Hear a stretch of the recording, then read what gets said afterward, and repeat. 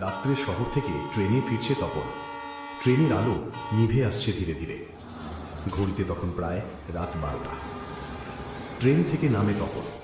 চারদিকে নিস্তব্ধতা, কোনো লোকজন নেই, শুধু দূরের হাওয়ার শব্দ। শীতের রাত, কুয়াশা ঝুলে আছে বাতাসে।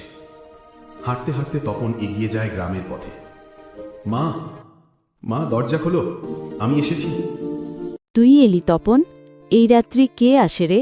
গ্রামের মানুষ ঘুমিয়ে গেছে অনেক আগেই।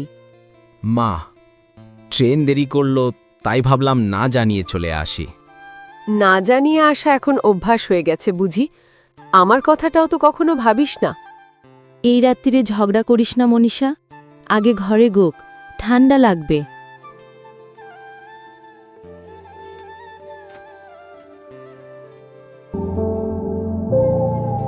তপন, তুই চাকরি ছাড়লি কেন রে? শহরে তো ভালোই ছিলি। মা, চাকরি নয়, নিজের আত্মসম্মান হারাচ্ছিলাম। প্রতিদিন মনে হতো আমি কেউ না।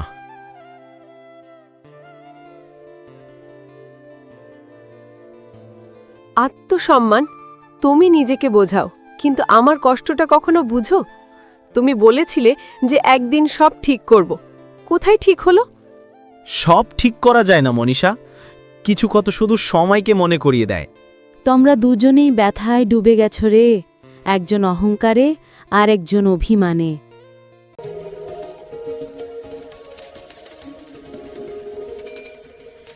মা, আপনি জানেন আমি চেষ্টা করেছিলাম এই সংসারটা টিকিয়ে রাখতে, অনেক সহ্য করেছি। জানি মা, জানি তুই অনেক কিছু সহ্য করেছিস, কিন্তু সংসার মানে শুধু সহ্য করা নয়, ভালোবাসাও রাখা। ভালোবাসা তো একতরফা নয় মা। যদি সে শুনতেই না চায় তাহলে কাকে বলবো?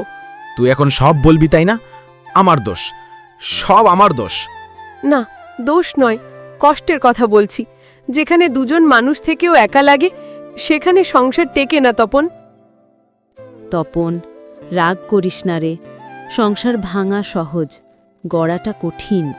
মা, আমি সত্যি চেষ্টা করেছি। না রে, তুই শুধু নিজের মতো করে চেষ্টা করেছিস, তার মতো করে একদিনও ভাবিসনি। সংসার মানে তো বোঝাপড়া। তাহলে এখন কি করব মা? দুজনেই একটু থামবি, কথা বলবি, শুনবি। আমি চাই না আমার ছেলে বা বৌমা কারোর চোখে জল থাকুক। মনীষা, আমি জানি আমি ভুল করেছি, কিন্তু আমি এখনো তোর সঙ্গেই থাকতে চাই। থাকা মানে একসাথে থাকা নয় তপন, মনটাকেও পাশে রাখতে হয়। ভালোবাসা মানে জেতা নয় রে বাচ্চারা, ভালোবাসা মানে বারবার ফিরে আসা, নতুন করে শুরু করা। শেষ রাতের মতো কিছু সম্পর্ক নিঃশব্দে থেমে যায়, কিন্তু প্রতিটি ভোর মানে এক নতুন শুরু, হয়তো আবার ফিরে আসার।